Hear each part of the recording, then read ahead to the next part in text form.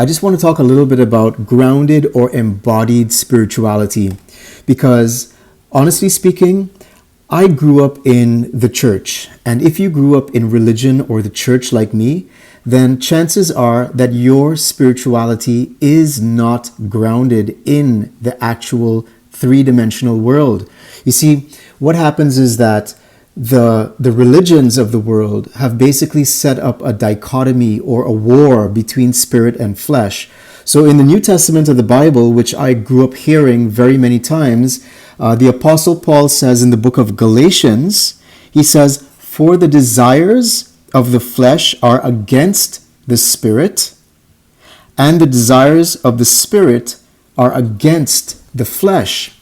So here's a problem, because the fact of the matter is that we are all spirit beings in bodies of flesh. And so if you buy in to the Apostle Paul's teachings or the Bible or Christianity or any kind of conventional religion, chances are you are discarding the body. You are not taking the time to actually understand that real spirituality needs to be grounded in the body. It needs to be embodied.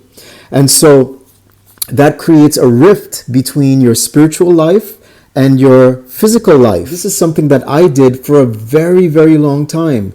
And this kind of propaganda that I just read you, it goes so deep that even if you leave the church or if you leave organized religion, these ideas are still so programmed into you that you may not necessarily understand that you're still operating by that software program without even knowing it. And so it's really important for people like me that grew up in religion to understand that this programming is so deep and it needs to be addressed in order for people like me to actually bring down spirituality into the body and into the real lived experience. And so don't reject your body. Don't feel like the flesh is something that you need to escape from or you need to overcome. It's something that you need to integrate if you want to have a true lived experience of spirituality that is not at odds with what you came here to do as a soul. You decided to be incarnated in flesh for a reason. You're not trapped in a cage.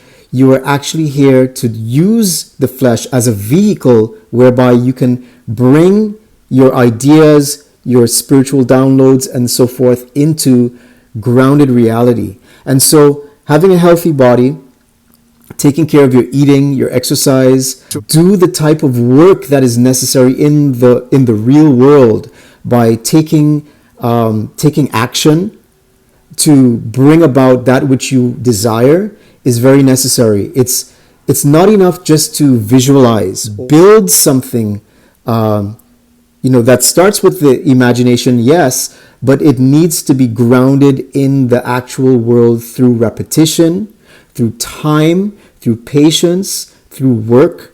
And also do not, like I said, neglect your body.